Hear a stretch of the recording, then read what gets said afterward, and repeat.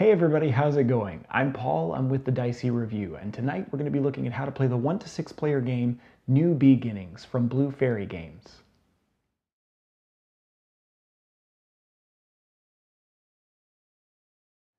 New Beginnings comes with all of the components that you see here, including 6 different types of flower tiles. There are 20 flower tiles in each group. We've laid out some of them so that you can see how they look here. There's also a team of 19 bees in each of the 6 player colors.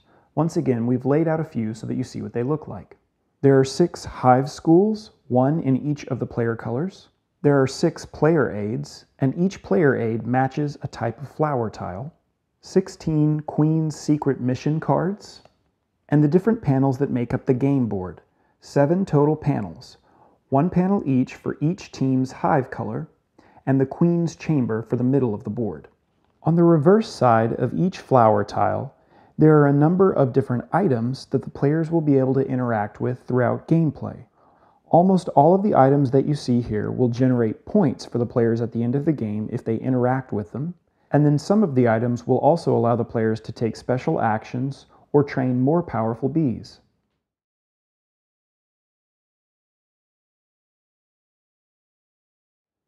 To begin setup, place the Queen's Chamber in the middle of the table.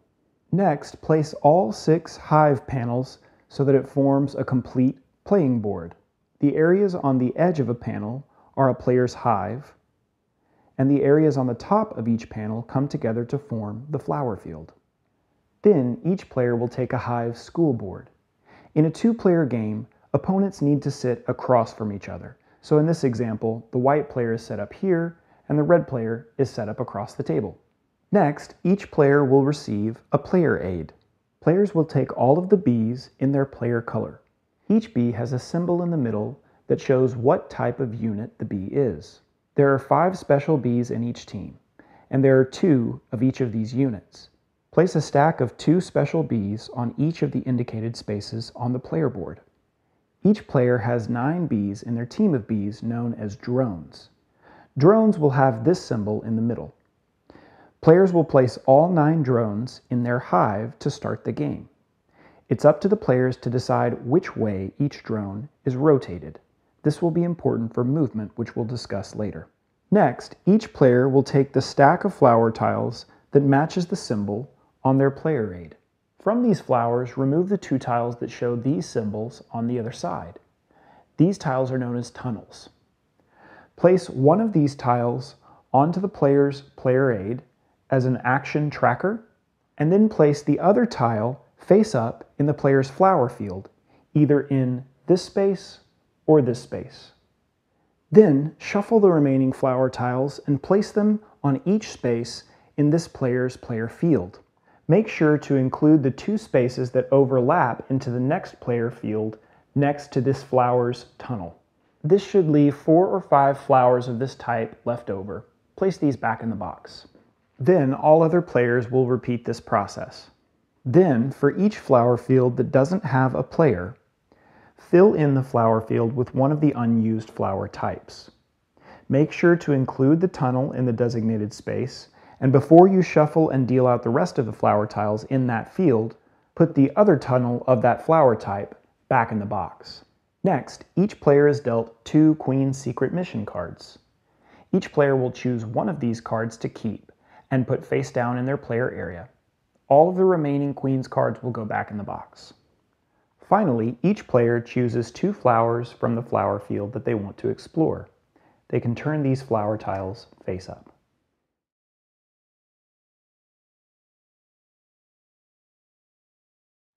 The goal of New Beginnings is to score the most victory points.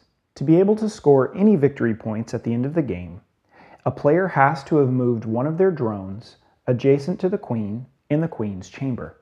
If a player has done this with at least one of their drones, they will be able to score points at the end of the game.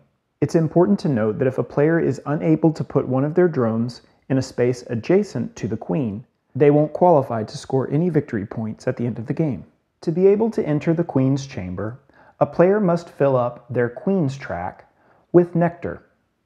As players move about the board and interact with items, they will be able to place nectar into the Queen's track. As soon as the queen's track has been filled with at least 5 nectar, this will allow this player to move their bees in and out of the queen's chamber freely. At the end of the game, if the players have been able to move one of their drones adjacent to the queen, they will score victory points for the drones adjacent to the queen, any drones in the queen's chamber, specific items that they've been able to collect from the flower field, and accomplishing the secret mission on their queen's mission card.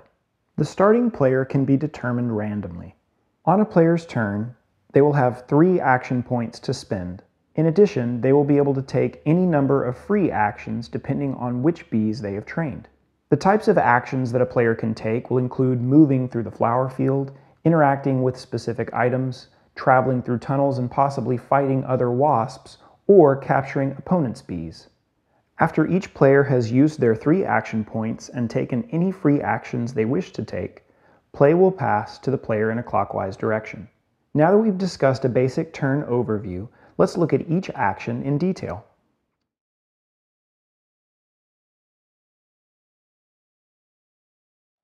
The first action that a bee can take is to move. Moving will cost a player 1 action point. Each bee will have a movement pattern. You can tell the bee's movement pattern by looking at the dashes and sometimes arrows that will be printed along the edge of the bee's disc. This drone has 3 directions with 2 dashes printed and 3 directions with 1 dash printed. That means that this bee can move up to 2 spaces in any of these directions showing 2 dashes, and up to 1 space in any of the directions with 1 dash. Bees can never move through or land on other bees, whether they be of the player's color or any other player's color.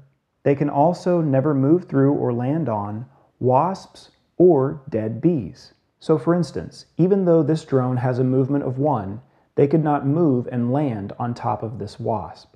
They also would be unable to land on top of this dead bee. There are some bees, however, that will have arrows printed on the edge of their disc.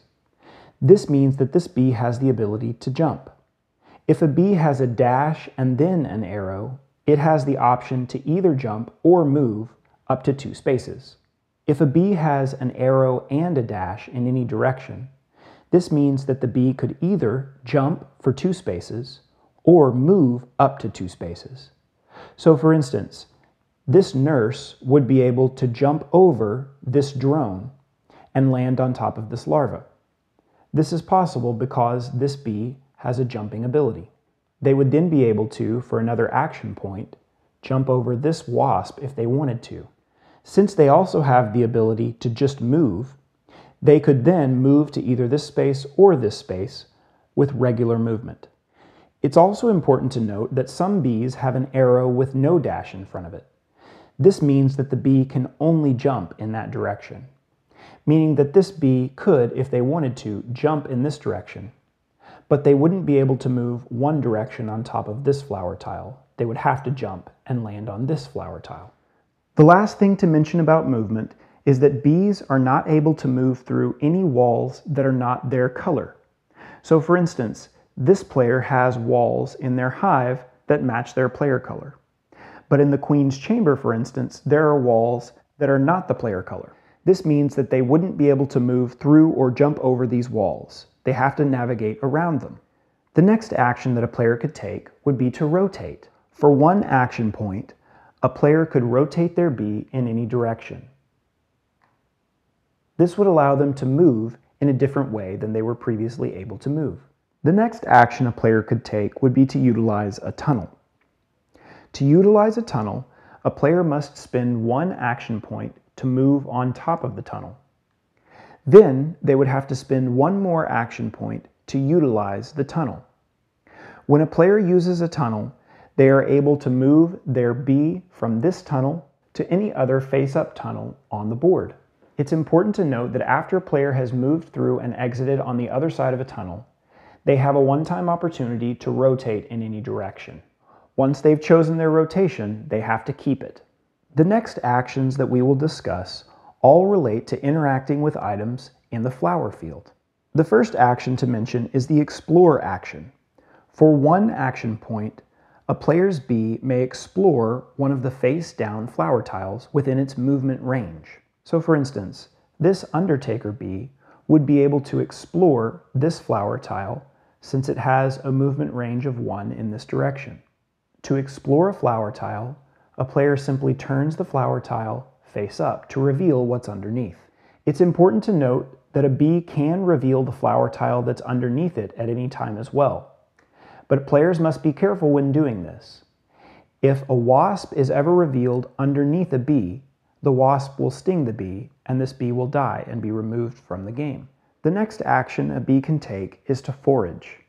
To forage, a player may move to a space containing a nectar disc within its movement range and collect that disc. So for instance, this nectar is within this drone's range. This drone could, for 1 action point, collect this flower and then move to the space where the flower was. When a player collects a nectar, it will be placed in one of the 5 training tracks on the player's hive school. Let's say, for instance, that this player placed this nectar here. If a training track is ever filled, this nectar will immediately go to the queen's track. This will partially fulfill your requirement to be able to enter the queen's chamber. In addition, if you fill one of the tracks under a specific type of bee, this bee will then be trained. When a bee is trained, you can take this bee and replace any of your drones on the board with this special bee.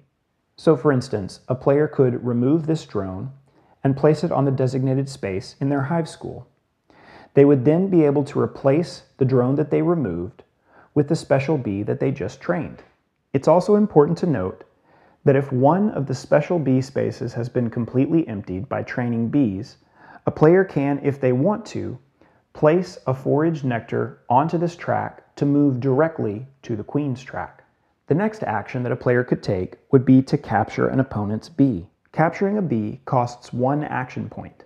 To capture an opponent's bee, you would simply be able to take any bee of an opponent that was within your movement range and place it on the designated space in your hive school.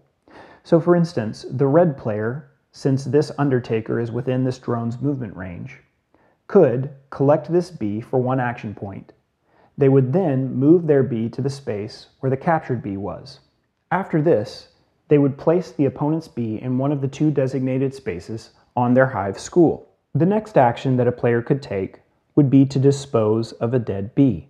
Disposing of a dead bee will cost 1 action point. This drone would be able to dispose of this dead bee since this dead bee is within this drone's movement range. To dispose of this dead bee, the player would spend 1 action point, collect this dead bee and place it on the designated space of their hive school.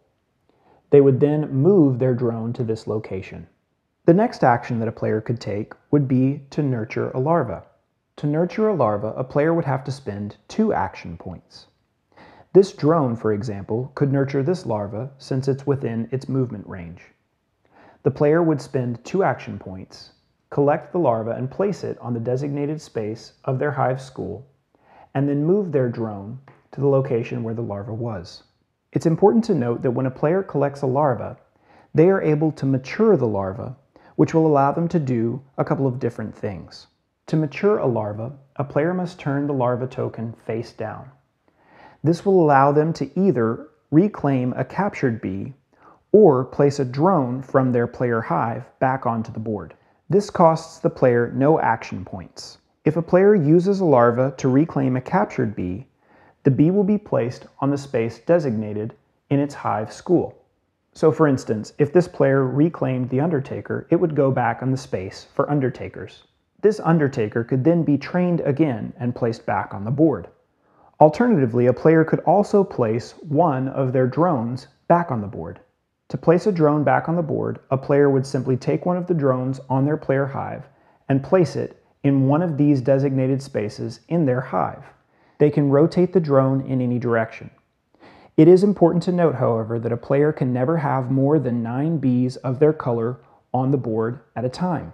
The next action that a player could take on their turn would be to sting a wasp and defend the hive. Stinging a wasp costs no action points. To sting a wasp, a player must choose a wasp that is within its movement range. So for instance, this drone could sting this wasp because it's within its movement range. and then the player would simply be able to remove this wasp from the board and place it in the designated space on the hive school for wasps. Once again, this action costs no action points. However, when a bee stings a wasp and defends the hive, the bee dies and is removed from the game. This bee will no longer be able to come back. The last action that can be taken by a player is to stash honey. To stash honey, a player must spend 3 action points. Since this drone has a face-up honey within its movement range, this drone could stash honey. They would spend their 3 action points, collect the honey token, and then place it on the designated space in their player hive. The drone would then move to the location, and that action would be done.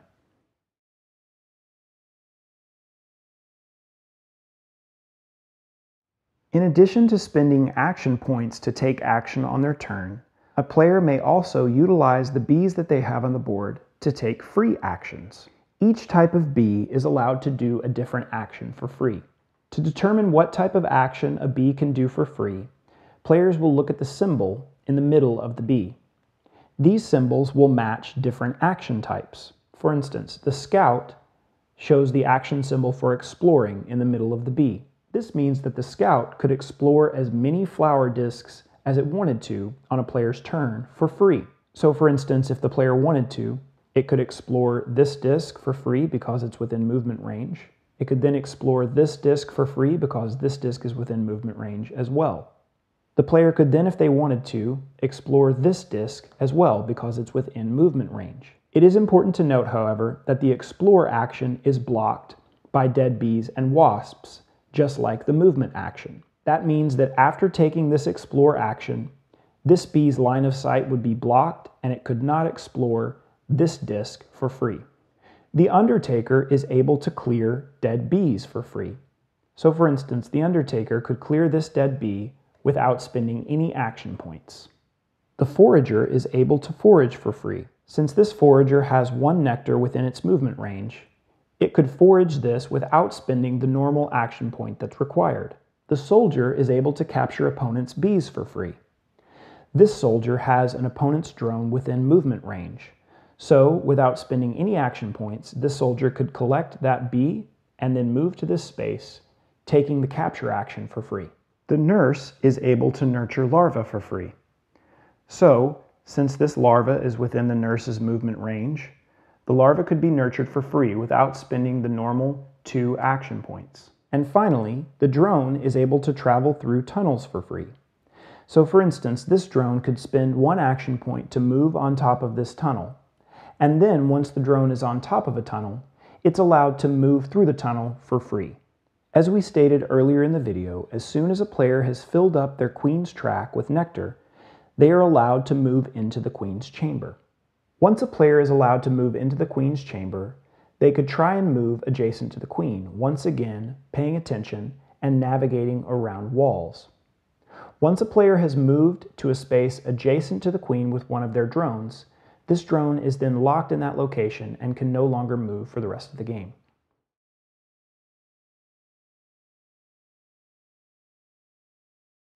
The game will end when one of 3 conditions has been met. The first in-game condition is all of the spaces adjacent to the queen being occupied by drones. If this has happened, the game will end immediately. If any player is unable to move with any bees, the game will also end immediately. And finally, the game will also end if all flowers in the flower field have been explored. When the game has ended, first check to see if all of the players have been able to get one of their drones adjacent to the queen. It's important to remember that if a player is unable to get at least 1 drone adjacent to the queen, they will score no victory points. The scores are then totaled.